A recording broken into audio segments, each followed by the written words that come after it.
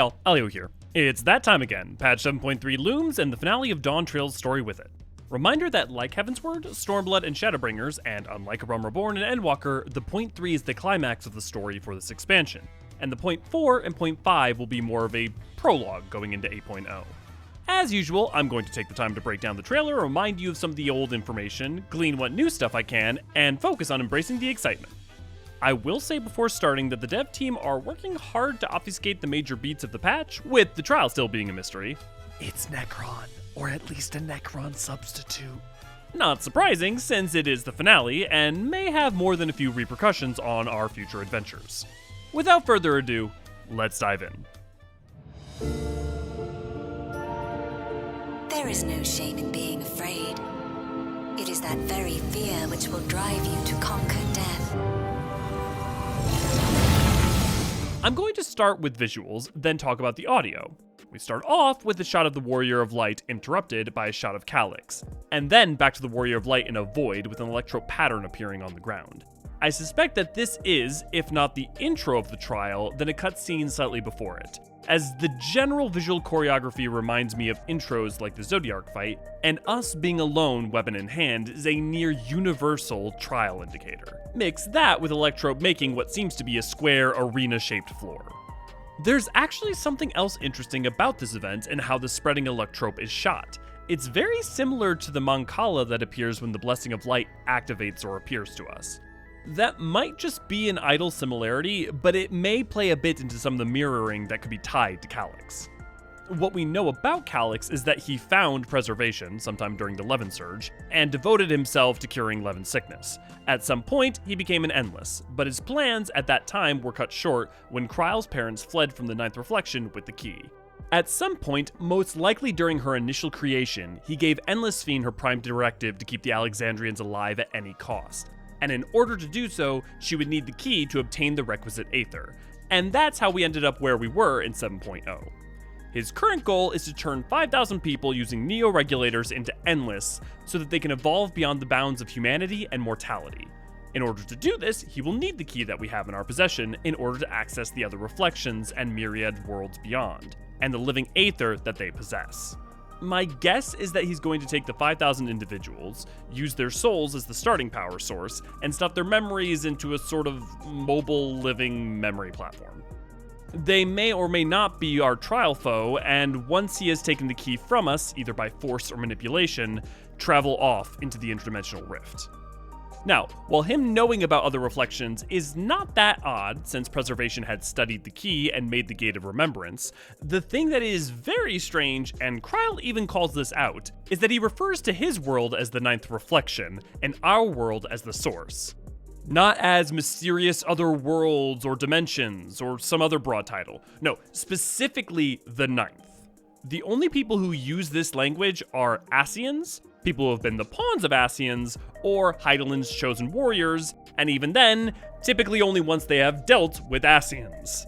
Now, I'm not saying it's Ascians, but what I am saying is likely is that Callix in the past was either visited by Ascians, which would make sense since everything surrounding the Storm Surge, the discovery of Electrope, and what went down on the Ninth Reflection is literally the Ascians' MO, and clearly if that is the case, the person responsible either messed up, kind of like Metron, or was destroyed, kind of like Emeraloth, or became disillusioned, kind of like Van Daniel. Because what we do know happened was the resulting rising Levin energies managed to mess up the Ninth like Darkness did on the 13th. The other possibility is that Callix himself has a sundered shard of a Convocation member for his soul, but was never raised to office. Or I'm just totally wrong and reaching. But instead of going down that route, I will say that it's relatively rare for the game to not only have, but point out specific details like this, only for them to end up going nowhere.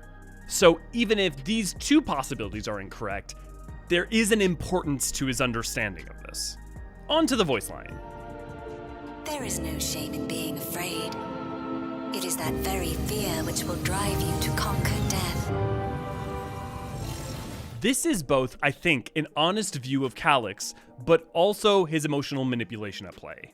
The last two patches, and particularly 7.2, have seen him tightening the screws of existential dread to the people of Alexandria, and nudging them towards becoming an Endless. Using the simulant, we're going to hear and see more evidence of his final plan in pushing the 5,000 Neo-regulator users to gladly welcome his endgame throughout the trailer.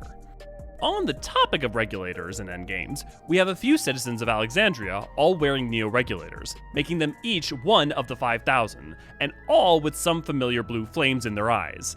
Now, we haven't seen these flames, or at least this asset used, since Endwalker, but it may be familiar to you as the same blue flame of tempering we have seen as far back as A Realm Reborn. Now, before I start going into tinfoil hat territory, I want to point out that there is every possibility that this is just asset reuse, and it's just meant to evoke the idea of mind or memory manipulation via the regulators, which all seem to be in the process of going off, if not actually tempering.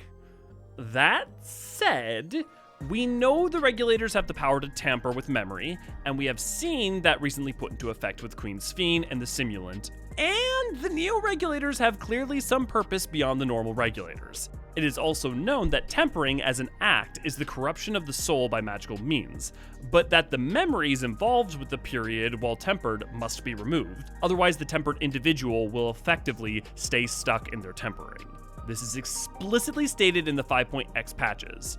Now, if it is tempering, one has to wonder why. Why would Callix bother stoking the fears of Alexandrians to the point that they would willingly accept becoming an Endless just to turn around and remove their agency in the equation in the first place? Assuming this is even the case, the only thing that comes to mind is either using as a contingency, which Callix is nothing but a man of contingency plans, or that something about his final endgame may be primal adjacent. If he is aware of anything to do with the Ascians, something like Zodiark could be seen as aspirational for his new Alexandrian Gestalt God 5000. But there are like 4 leaps in logic to get there, so I'm just gonna move forward. Let us set a new course for mankind. Let us preserve our existence unto perpetuity. The VO doubles down on everything I've talked about so far.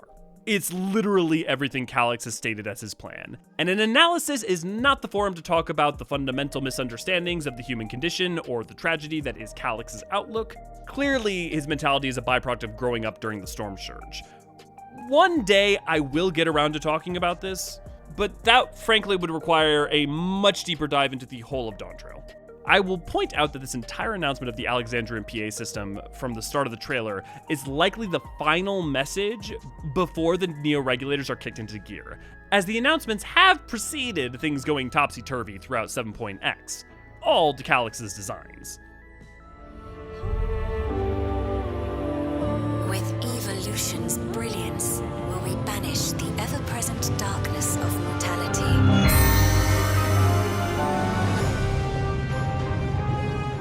The next shot is Sphen breathing hard, while the screen is surrounded by a cloud of darkness. Wrong cloud of darkness.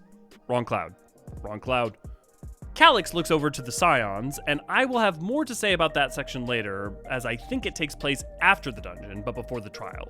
Clearly, from the architecture, we are within the Meso Terminal, so it must take place either before or after the dungeon itself.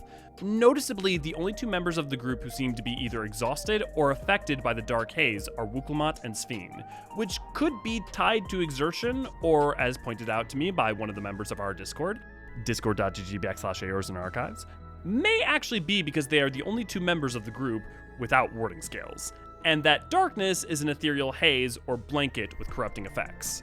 This would go with the Primal conjecture, which, beyond being a kick-ass band name, adds more fuel to the fire. I also am wondering if the haze is actually even an effect in-game, and not something added in post. I don't think that's very likely, but it does not look like any effect in the game thus far, and reacts somewhat dynamically at the end of the shot, encroaching on Callix's face and fading into the shadows. But that might just be good editing. The voice lines here are also more interesting than they might seem at first glance. With evolution's brilliance will we banish the ever-present darkness of mortality. Callix positioning himself and his cause as a bastion of light and mortality, which effectively he sees us as the champion of, as the side of darkness, is maybe just evocative imagery. But anytime light and dark pop up as symbols or themes, it really shouldn't be ignored.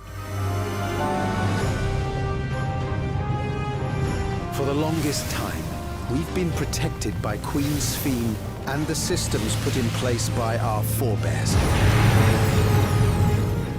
Now, on to the fun stuff. The new dungeon, the Meso Terminal. The statue installation that acted as the home for Sphen's body and soul for 400 years, and the central control point for the Endless of living memory. We have our trust crew of Sphen, now with her Arcanist book acquired and her old magical combat skills honed up, with Wuk Lamat and Alphinaud following up. Unless the other crew is needed to assault a separate part of the Meso Terminal, there's really no reason to think we couldn't take Y'shtola, Kryl, or Grahatia with us either. This time, I assume we are physically going through the structure rather than entering it as a datascape, like we did with the Alexandria dungeon and in Terphos. The hall we're running through, I would guess to be either early on or just after the first boss. Reason being that the hall quickly turns into what I assume to be a memory of Callix's, of his time either in hospital while ill, or trying to cure the Levin sickness as cases rose and became worse. The architecture is Alexandrian, and it seems to be a hospital ward. A later enemy seems to be the boss of this place, and not likely to be the final boss, so probably the first or second. If only because you can see an exit to his arena. The next section has us running through a hallway that turns into the destroyed streets of Alexandria. We see places like this in the level 100 Alexandria dungeon, and also in Heritage Found. These ruins could only be found at a point in time as the Levin energies got worse and worse, like around the same time the real Sphen went on ice, or when Everkeep was going up. If these locations in the Meso Terminal are related to Callix's memories, or at least someone who was alive then, it would be natural to think they are in some kind of chronological order. Levin illness rising, moving to increased destruction, and onto some final section perhaps. If I use images from the special site, we might have a shot of a different boss that is also probably the first or second boss. And in the background behind them, maybe the Alexandrian dungeons from Final Fantasy IX? The other images seem to be a quite late part of the Meso Terminal, with the golden glow on the walls we see in the Callix section of the trailer. And the last image is a reference to the pub in Alexandria from Final Fantasy IX. And the purple hue matches the destroyed Alexandria memory hall quite well. If I had to guess, this might be where the gladiator dudes are. Going back to the hospital boss though, I love that they have given him a plague doctor's mask design. The rising cases of Levin sickness must have been just that to the populace. He has the same outfit as Callix, and assuming it's not just a memory of himself, it at least was a fellow member of Preservation. It also has a very Yue Iwata meets Hegemon energy. One question I do need to bring up, and something that a lot of us have been wondering, is where has Callix's memories been stored all this time? Assuming it was in the Meso Terminal, you'd think that when it shut down, it would have taken him with it, though having some kind of backup power supply just for himself seems pretty on brand. It would also explain why the memories we are seeing in the dungeon are so Callix adjacent, for lack of a better way to put it, as if they're being pulled from him to slow us down or impede us, and he's within the Meso Terminal itself. It all begins to add up. There is another later image that also supports this idea. So you remember for like 2.5 patches now how I've been making very subtle, not at all direct claims that Nekron or something Nekron adjacent would be our final foe? Yeah, well, now to be fair, I did not have Nekron by way of the Elden Beast on my bingo card, but hey, you live and learn. For those of you who are not aware of what Nekron is, he is the final foe of Final Fantasy IX, and while not well explained in the story itself, it is both a literal, physical, and thematic embodiment of existential despair, the fear of death, entropy itself, and the end of all things, which runs at the heart of not only Final Fantasy IX, but Final Fantasy XIV. To actually break down the shot, this is likely, if not only in part, the souls and memories of the 5,000 Neo-regulator users, acting as the core for this new entity. And if it is a primal in and of itself, or the core of a new mechanical nightmare monster, it is not a good sign either way. The halo ring around its head, its smooth curved head and arm halos all harken onto Nekron, mixed with this specific image that was given us to the live letter, which may simply just be the outside of the Meso Terminal. I suspect it is more than that. But it strangely enough does not look so different from the primordial representations of Hydaelyn or Zodiark either. Now, Final Fantasy has been no stranger to shared design, so that doesn't inherently say anything, but it's worth noting. I have to wonder why we were allowed to see what seems like primordial goo Nekron. One way to tackle that question is to figure out where the moment takes place, and while taking place right before the trial in the MSQ, or as the opening cinematic to the trial would make sense, after all, you can see the square arena I mentioned at the start of the video, that seems so easy and a lot to give away when they even changed the music in the trailer last minute to avoid spoilers. The portals behind Gudrun don't actually seem to be reflections, but on the right is Alexandria. On the left, a sail volcane?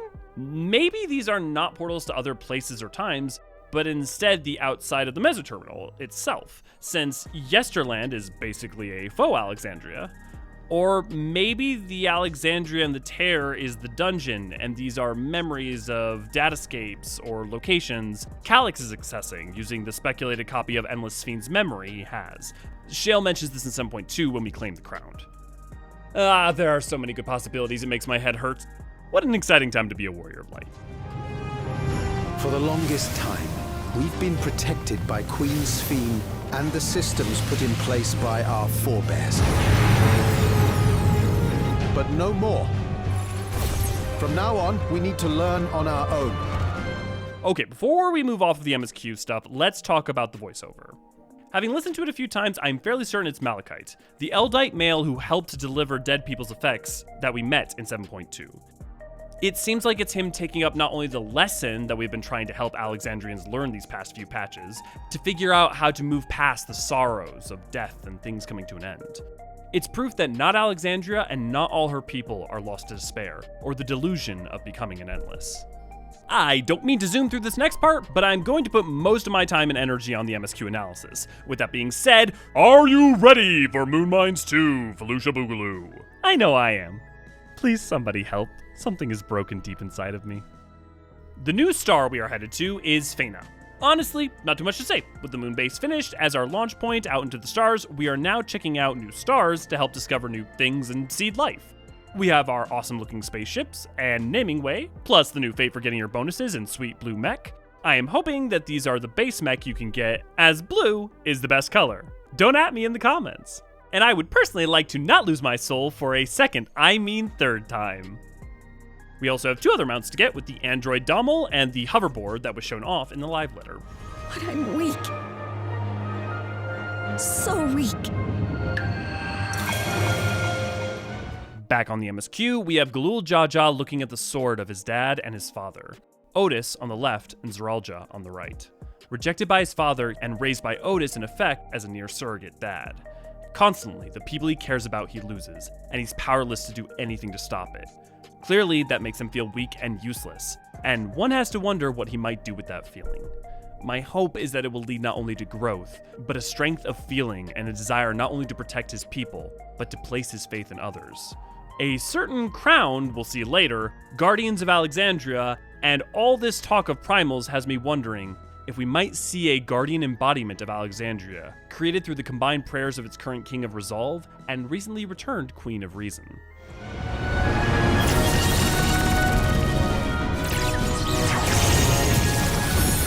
For centuries, my other self bore this tiara, and with it the hopes and dreams of Alexandrians.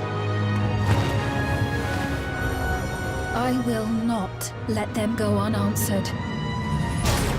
Next up is PTSD slots with the Onirian, and these gold cats mixed in with the coming Yon mount is going to lead to some 1,000-yard stares from current Savage Raiders. My guess is, like the Mandragora, these enemies have to be killed in order, maybe from smallest to biggest, also we can earn our wonderful Daft Punk onion.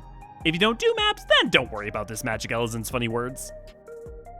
After our momentary Gamba-based distraction, we have a shot of Sphen's regulator that we got back after defeating Zelenia in 7.2. Let's start this time with the voiceover. For centuries, my other self bore this tiara, and with it the hopes and dreams of Alexandrians. I will not let them go unanswered. The number one thing here is that Sphen is taking up her mantle as Alexandria's guardian, and almost assuredly its queen. The shots here go out of their way to imply that she has placed the crown of office on her head, and that she is taking on the dreams and hopes of Alexandria and its citizens. If I go with the conspiracy primal talk from earlier, this object would in theory be suffused with those hopes and dreams and prayers, and would be fitting object to act as a focus for a guardian queen eternal to be summoned should Alexandria have an hour of need. For those of you not in the loop as to why I'm so on this idea, at a pivotal moment in Final Fantasy IX when all seems lost for the nation of Alexandria, two characters, one of them being the inspiration for Sphen, summons an entity, Alexander, to defend Alexandria. Obviously, we are not going to get Alexander like in 9 because it's already been very much used. I really cannot tell if I am onto something with this or if I am way out of pocket and would love to know what you guys think. But getting back to the topic at hand, we have shots of the Warrior of Light, Kryl, and Wuk Lamat out in living memory, and if I'm not mistaken, specifically the path to the Meso Terminal, meaning this is probably shortly before the dungeon takes place. On the flip side of a ruler advocating and defending the dreams and hopes of her people, we have Callix, with these lines. I have ascertained a superior path to mankind's preservation, and that which must be done is that which I can do. You know, there really is a fundamental tragedy at the heart of Callix. He's brilliant, capable, and driven, but his worldview is so completely encapsulated by preservation at any and all cost. It doesn't matter what the future is, whether it's good, whether people are happy, or what it costs to get there. Just that there is a tomorrow, no matter what. You have to wonder what someone like him might experience going through Ultima Thule, or if his arrogance might lead him to believe that he and mankind would somehow be different, while repeating the same mistakes.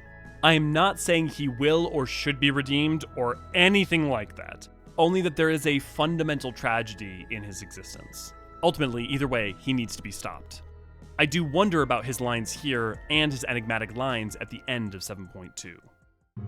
By illness weakened, by wounds unmade, by age decayed, such fragile flesh is worthless to us. How mankind should evolve, shall evolve, I have already arrived at the answer. The time is come to pose a new question. They have me wondering what his next step after preservation is. If he's settled on what the shape of mankind's evolution is, what has he begun to plan for after? Also, is anybody else getting real Instrumentality Project vibes? For shots, we have Callix floating above the Scions within the Meso Terminal. This could be right after we have entered, or more likely once we have finished the dungeon.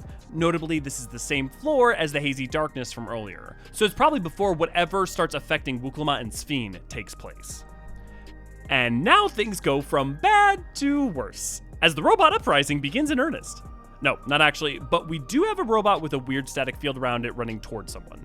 I suspect what's actually going on is that some of the people who have Neo-regulators and have been uploaded are in a panic, reaching out and connecting into robots like how Kefkiwa piloted the Outrider, or how Endless Sphen piloted the robots from living memory. Either their signal could have gotten trapped in the robot, or they are purposely trying to reach out, and regardless, it is horrifying. Imagine getting evaporated in a blast of light, expecting to end up in heaven, and instead, you're disorientated and discombobulated and somehow in a mechanical body. Truly, you must scream but have no mouth. Okay, well technically they have a little digital one, but I have no mouth and I must emoji does not have the same ring to it. Alternatively, maybe it really is just Callix having the robot kill the rest of Alexandria to gather their souls to use for their own ends. Not dissimilar to what happens to the attack on Elioaux.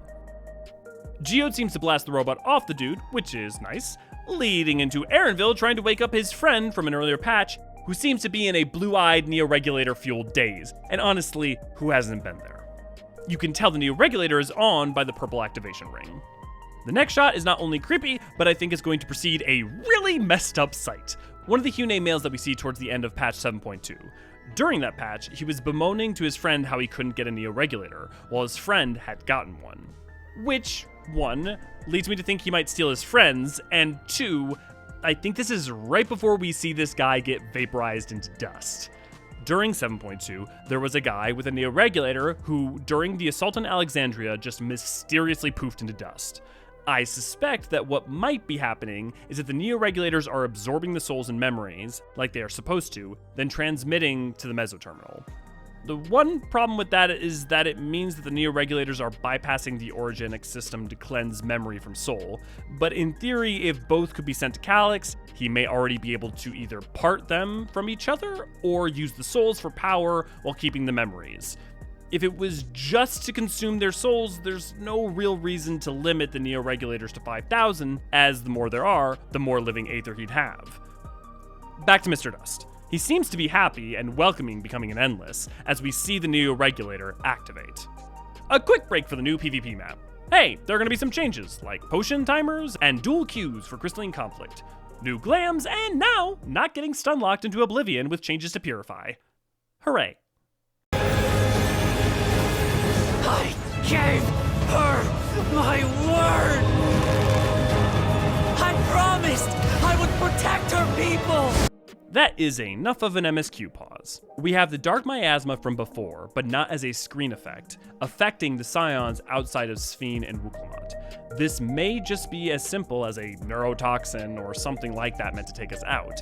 It's really hard to say, other that in this case it has a visual poison effect going on rather than just a darkness one. Next shot, we have Wuk Lamat clenching her axe so hard she's bleeding before leaping at Callix. There doesn't seem to be the darkness or poison here, which means it could be from before the miasma is released, or after it's cleared. We also get the lines, I gave her my word! I promised I would protect her people! And these are important. I think it's pretty clear, though maybe I'm wrong, as always, she's not talking about Sphen, at least not our current one. She's referring to her promise to Endless Sphen at the end of 7.0. I cannot emphatically remind people enough that the Endless Sphen was her own person, with her own choices and memories. She had a prime directive to save the Alexandrian people at any cost, and did everything she could to follow that without hurting others. Eventually, that became an impossible choice, and she decided to sacrifice other people for hers. And it's not excusable, but it is understandable.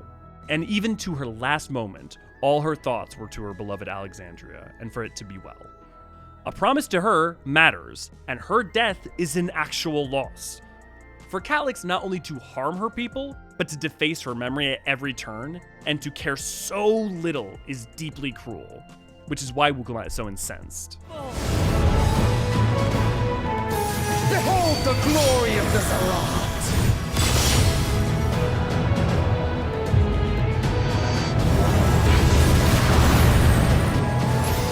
Return to the crystal from which you were born.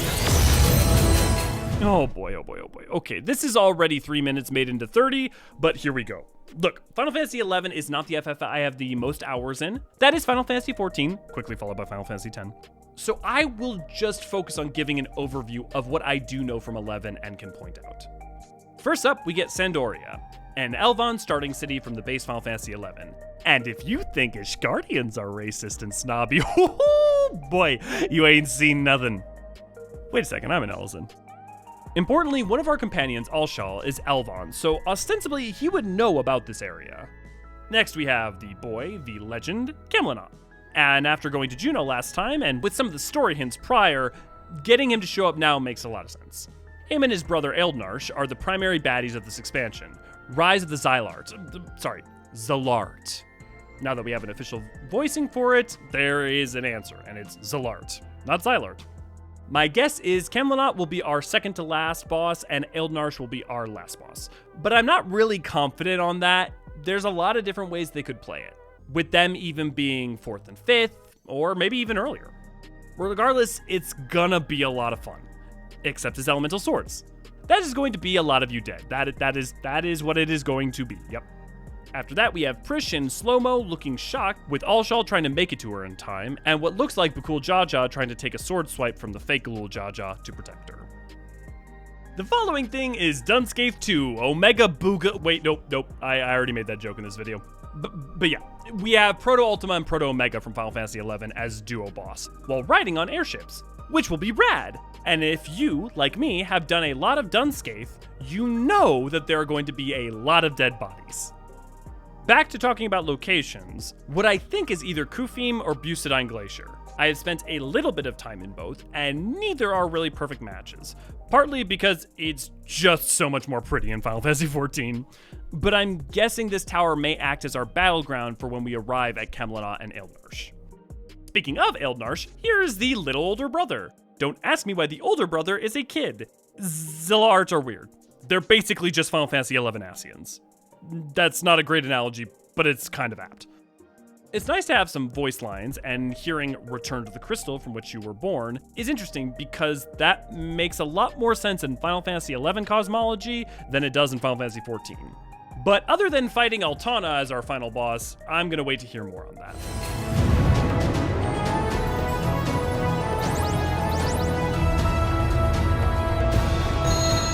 Two final sections before the last of the MSQ. We have the Cocaine Snowspear Bunny that gives you leaves when you're starving up in the Urkopachin Mountains.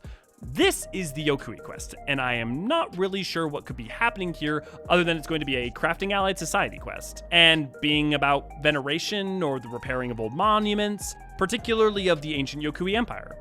They do very much value their history, and much of it may have been lost when the plague that wiped out a lot of the Yokui hit many years ago.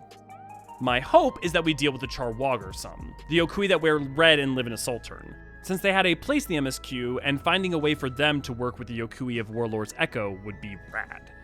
I'm also gonna go out on a limb and guess that the Yokui in blue might actually be Merfolor, from the side quest you can do in Warlord's Echo. Often one of the side quests on a map will tie into the Allied Society quest there, and since Merfolor lost his job and was trying to figure out what to do next after the defeat of Valley Garmanda, this could be a natural fit.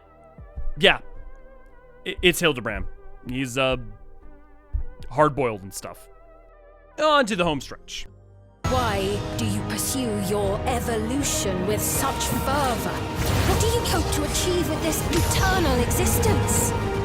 I am about to sound a little crazy, but in this next shot, I am fairly sure this is when we are just arriving into the Meso Terminal, or very much before Callix arrives, because the floor is a different color. In this shot, it's blue, but during the Callix shot, it's similar, though not identical design, but it's a golden hue rather than a blue hue, and I have not been staring at this trailer for far too long. There's also this helix staircase leading up. Maybe this is after the dungeon and we face Callix at the top of it, or at the tube top of it rests something important, like the repository of memories that we see later in the trailer. Either way, this is within the Meso Terminal for sure, and unless it's an instant zone from which we can enter the dungeon, it is probably after the dungeon. Then there's Wuk Lamat on the golden floor, meaning she's taking the stance against Callix or his servants. And Alice leaping into action to either attack or help block something, as we also seem to block something of great power. Since it seems like it's at ground level, either Callix or something else has come down to attack us, since before he was floating. We each have our goals. You seek to destroy your target. I seek to reclaim the key. Shall we forego the posturing and begin? I am going to fully skip over the Pilgrim's Traverse because that is its own full video, rife with speculation and implication, and oh so very many first reflection related details. What I will say is, this is the Pilgrim's Traverse. It takes place on the first. Just because we slew the Light Wardens doesn't mean Sin Eaters got bored, and now we have to fight the Quantum Verse. And most importantly, Bling Tender is going to wreck you something fierce, and if it weren't for the Barrel Tender, he would be my favorite. Sadly, I must move away from his glorious mustache and back onto the MSQ. I too have a vision for the future, and your plan is not a part of it. I won't let you harm another Alexandrian. Callix seems to turn on some sort of core, and since it's glowing yellow, I will say with certainty it's full of memories, and either has to be the core of the Meso Terminal itself or whatever project he's been working on. Maybe it's the core of the Nekron analog, or the machine it's within is a very literal core. We have Sphen shrouded in the miasma, still striving to get up and rejecting Callix, and a dual Mikote caster Bonanza blasted right at him. I'm guessing those casts might actually be before the miasma, since you can see it's not on the ground, and it may be a desperate attempt to stop whatever Callix is beginning. We get a black and white flash to when Wuk Lamat promises to build on her father's peace, so that all the people of Tural can live in harmony, while striking against Callix. Then the group as they enter the Skydeep Cenote in search of the Golden City, as the Warrior of Light strikes. The final dialogue is between Sphen and Callix. Why do you pursue your evolution with such fervor? What do you hope to achieve with this eternal existence? We each have our goals. You seek to destroy your target. I seek to reclaim the key. Shall we forego the posturing and begin? I too have a vision for the future, and your plan is not a part of it. I won't let you harm another Alexandrian. Sphen is just as confused as we are as to what Callix actually plans to do if he succeeds. And Callix has zero care to villain monologue and would rather just get things done. It's as simple as our side and his, and morality has no play in it. Will Callix prevail in his plan that definitely isn't effectively Nekron? Or will his contingencies within contingencies lead to our victory being Pyrrhic at best? Will Sphen take up her crown and role of monarch and lead her people alongside the King of Resolve? What is the likelihood that this, even by several degrees of removal, still somehow is tied to an Ascian? Find out next time on Final Fantasy XIV. Wait, that's not actually how I plan to end it, right?